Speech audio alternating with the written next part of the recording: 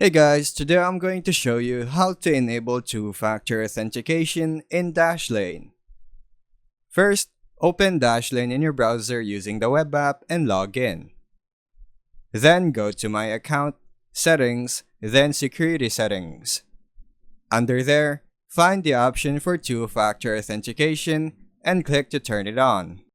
You'll be asked a couple of questions like when you want to use 2FA, your mobile number for a recovery code, then you'll need an authenticator app on your phone like Google Authenticator, Microsoft Authenticator, or Duo Mobile to scan the QR code that appears or enter the setup code manually into your authenticator app.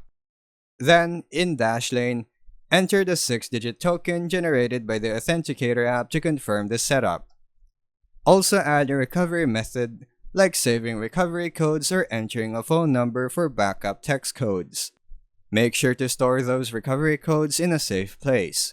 Finally, after it's enabled, you'll be asked for the two-factor code when you log in from new devices or depending on your setting, either at every login or only when it's a new device.